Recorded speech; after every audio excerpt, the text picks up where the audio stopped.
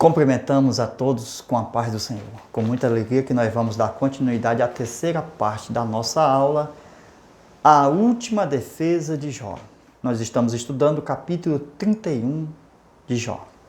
Então, continuando, vamos lá, versículo de número 12 do capítulo 31 de Jó. Estamos aqui em Jó 31, versículo 12. Ok? Porque seria um fogo que consome até a destruição e elimina todas as possessões. Aí temos o versículo 13 agora. Se eu desprezei a causa do meu servo ou da minha serva, quando eles contenderam comigo. Jó está se defendendo das acusações. Então aqui está tratando do poder da beneficência que Jó tinha em sua vida, desde jovem. Então a vida é uma vida. A pessoa não pode ser beneficente um momento e outro não. Então é uma vida. Temos que aprender. Aqui nós observamos que, tratando com o poder da beneficência, este texto é muito importante porque ele trata dos empregados. Trata da nossa justiça doméstica e empresarial. Na parábola de Cristo, lemos a respeito do pensamento de Cristo quanto aos direitos dos seus servos. Então, nós vamos vendo que Jó, ele vai mostrando isto, fazendo uma retrospectiva. Vemos que ele paga de igual maneira aquele que espera na praça. Cristo fez isto. Ainda que não tenha sido contratado a vinha da primeira hora. Vemos que Jesus vai voltar e vai premiar exatamente o serviço dos seus servos fiéis. Veja o Jó, um tipo de Cristo. Jó não dormia com o salário do servo.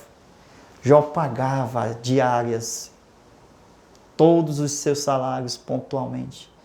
Era injusto Jó ficar com dinheiro do que não era seu mais. Era o pagamento dos seus servos. Então era justo. Ele era os olhos do cego. Ele era os pés dos mancos. Ele ajudava os órfãos e até mesmo os estrangeiros. Glória a Deus. Tipo de Jesus.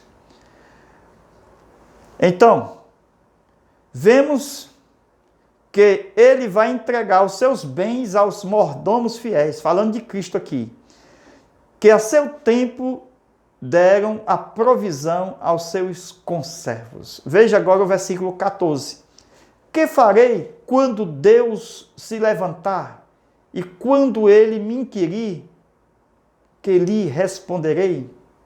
Então veja que Jó era um juiz, e como juiz, ele estava diante daquele que é o juiz dos juízes. Aí ele fala no versículo 14 do capítulo 31. Versículo 15. Aquele que me fez no seio materno, ou seja, não gerou também a eles? Não nos formou a ambos nas entranhas? Nós não saímos da mesma fonte como Jó. Até mesmo Cristo não saiu de uma mãe materna, do seio materno. Então, será que nós todos não vimos de um mesmo modo a este mundo? Aqui é um tipo de Cristo e dos homens. Ambos saíram da mesma fonte, mas coloca em realce a humanidade de Cristo, o Cristo coexistente que se humilhou para viver no meio dos homens. Versículo de número 16. Se eu retivesse algo aos pobres, se eu retivesse, ou fiz desfalecer os olhos da viúva, o justo Jó. Jó mostra que, como um grande empresário que ele era, sempre fez beneficência aos pobres e às viúvas. Este tem sido o grave pecado empresarial. Porque as pessoas têm muito, mas não dão nada. Se temos de sobra, é porque Deus está dando oportunidade para ajudar alguém. Então, o sucesso empresarial dentro da vontade de Deus é que Ele dá. E dá-se-vos-á. Sempre quando temos em abundância, é porque alguém está precisando. Amém? Deus está querendo nos usar para abençoar alguém, começando dos seus. Mas pelo egoísmo, muitos fazem suas viagens, são levados pelos olhos, eles vão até Foz do Iguaçu, ver as cataratas, etc, etc, vai viagem, e os seus morrendo. Isto é vaidade, isto é soberba da vida, isto é obra da carne, isso é concupiscência dos olhos. Jó disse que não era assim. Amém? Que lição. Veja aí o versículo 16. Se eu retivesse algo aos pobres, muito forte, ou fiz desfalecer os olhos da viúva. Então, sempre fez beneficência Jó aos pobres e viúvas. Este tem sido o grave pecado de muitos, porque tem e não ajuda. A falta da visão social e a ignorância a respeito do poder da beneficência sobre a vida de um homem. Ela motiva as pessoas a glorificarem a Deus.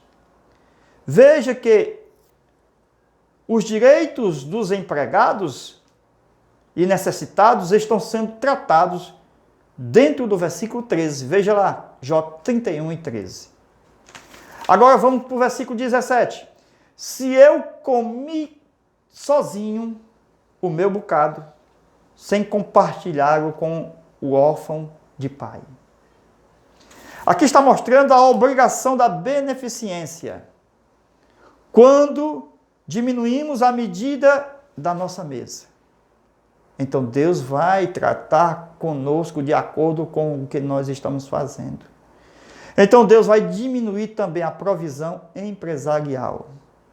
Pois a beneficência produz a glorificação do nome de Deus.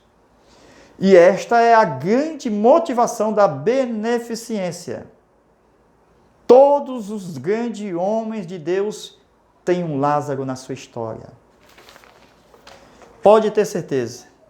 Aqueles que estão sempre à nossa porta, que Deus enviou para estar à nossa mesa, Ele põe à nossa porta, são grandes oportunidades, o Lázaro, para nós mudarmos a nossa história do nosso